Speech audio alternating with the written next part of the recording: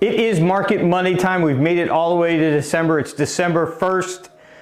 Where did the year go? Just 1 month left this year. It's been a pretty interesting year for real estate compared to where we were 5 years ago. The pandemic years and all of that activity. It's certainly slower than then, but if we look at a 20-year average, it's been a pretty strong year with pretty good appreciation. So we'll get into the real numbers. If you're interested in Hilton Head Island real estate in any way, if you own real estate, this is the place, folks. This is where you get the straight, direct information about what's going on in the market here locally. And I hope you're tracking it with me every single week. To help you track it, please hit that subscribe button. Press that notification bell so that you're notified every time a new Market Monday drops, so that you can follow the market here with us.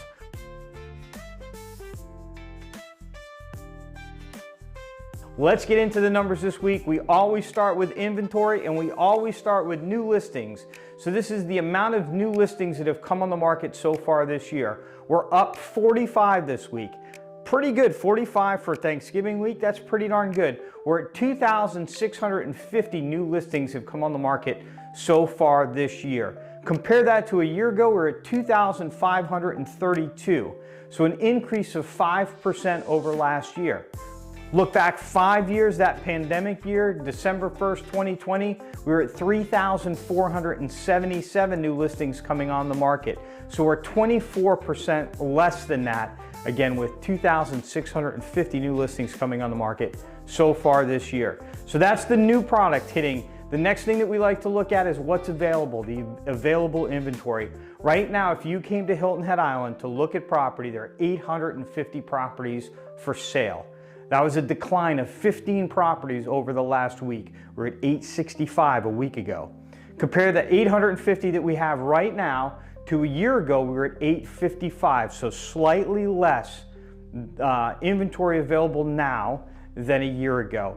And again, looking back 5 years, December 1st, 2020, we had 1,056 properties for sale.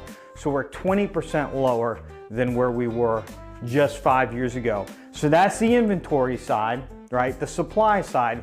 Now we'll look at the demand side, the sales side. Pending sales, we've had 1,880 properties go under contract so far this year. That means we had 41 this last week. Again, really, really good for a holiday shortened week. Compare that to where we were just a year ago, December 1st, 2024, 1,929. So we're 2.5% lower on the pending sale side than where we were just a year ago. And then compare that again to where we were 5 years ago on December 1st, 2020, 3,448 properties had gone under contract at that point. So we're 46% less on the pending sales side than where we were 5 years ago. Next, the closing sales, those that have actually gone through the entire process and closed, the property has changed hands. We had 34 closed sales this week, bringing us to 1,845 for the year. Compare that again to a year ago, we're at 1,924, so we're 4.1% lower on closed sales year over year. And again, look back 5 years ago, December 1st, 2020, 3,321. So we're 44% lower now than where we were 5 years ago. Absorption rate, what is absorption rate? Well, that is we take the amount of transactions that we have and we apply that to the existing inventory, and it tells us how long it would take us to consume the existing inventory if nothing else came on the market. Why do we do that? It helps us understand whether we're in a buyer's or a seller's market or a neutral market in the middle. A buyer's market is under 6 months inventory or under 6 month absorption rate. Excuse me, that's a seller's market. Above a 6 month absorption rate is a buyer's market, and right in the middle at about 6 months, I'd call that a neutral market. Well, this week we're sitting at 4.9 months, so we're still firmly a seller's market. That's down a touch from last week when we reported it to be 5 months. Compare that to where we were a year ago. Right now it was 4.8 months, so we're up just a tick from where we were a year ago. And again, look back 5 years ago, we were in the throes of the pandemic and the real estate frenzy that happened when the government started printing money and giving it away to anybody that had their hand out, a lot of that money made it into real estate. But back in 2020, the absorption rate was 3.3 months. 3.3 months, again, we're at 4.9 months. Days on the market. Days on the market is an indication of how long it's taking a property to sell. Days on the market this week is 102. Compare that to last week, we're 4 days lower. Last week it was 106. Look back a year ago, so what's been the change over the last year? A year ago it was 75, so we're up 36% over where we were just a year ago. And again, if we look back 5 years ago, December 1st, 2020, it was 118 days, so we're 14% less than that. All of those numbers affect property values, so let's get into that next. What is the median price of property on Hilton Head Island so far this year? The number is $745,182. That is up 5% from last year. Last year, we were at this point last year, we were at $709,792. So we're 5% higher over the last year. So annual appreciation for the last year is about 5%. Look back 5 years ago, the median sale price was $411,458, and we're 81% higher than where we were just 5 years ago. So wrapping up the numbers in a quick fashion, inventory is down slightly, down 0.6%. Closed sales are down 4.1%. Prices are up 5%, and our absorption rate is up year over year from 4.8 last year to 4.9 this year. Again, comparing this market to 2020 and 2021, the frenzy around the pandemic, this market is slow, but compare it to any other time in history, this is a pretty good, strong, healthy market. So if you're a seller, you're right, this is the slow season. Lots of properties come off the market. There are less sales statistically between Thanksgiving and Christmas, that's for sure. But remember this, there are still sales. And if you're a seller and you want to sell your house, you just need to sell it one time to be successful. So how many people are here buying doesn't necessarily matter. What matters is that they choose your house if you're on the market during this period of time. So keep the house looking great. Make sure that your real estate agent is marketing the hell out of it. Make sure that it's priced right. And you could strike gold this holiday season. I've seen it happen over and over and over again.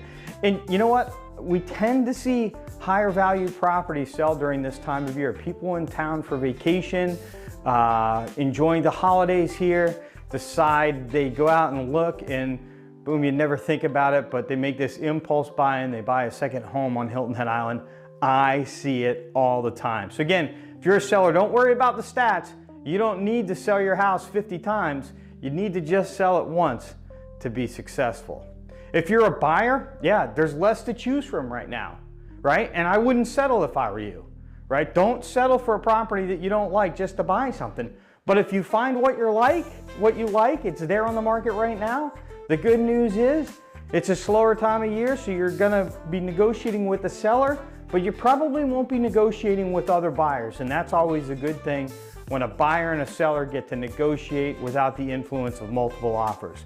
So if you're a buyer in this market and the right property is there, there's no reason you shouldn't go for it. The big news this week is interest rates. Interest rates hit the lowest level that they've been in the last year, down to 6.23 for the 30-year fixed. That's welcome news. Again, it's the lowest level that interest rates have been in the last year. And the Mortgage Bankers Association announced that over the last week, they've had the highest increase in new mortgage applications, 7.6% increase, and that's the highest level increase since 2023.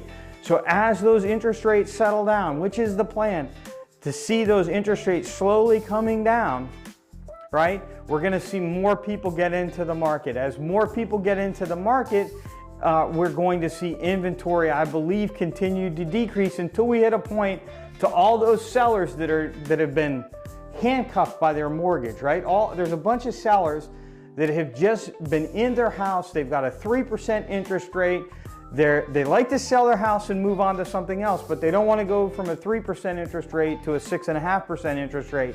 Well, I think as that interest rate finally gets down below 6, we're gonna see all those people come on the market, bring their house on the market, right?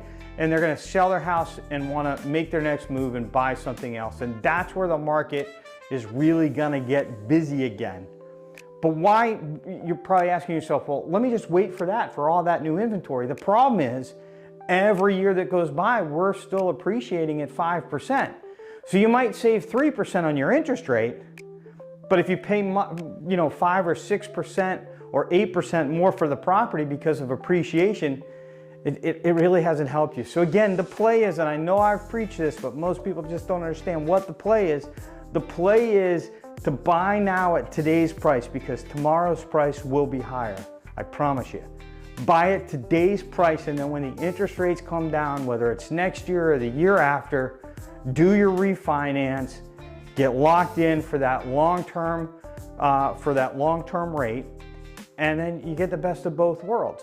So if you are buying something now, you don't necessarily need to buy a 30-year mortgage, pay for that 30-year rate. You can do a 5 or 10 or even a 15-year, get that lower rate now, because you know in the next 10, 15 years for sure you're going to be refinancing, so don't pay for that money for 30 years.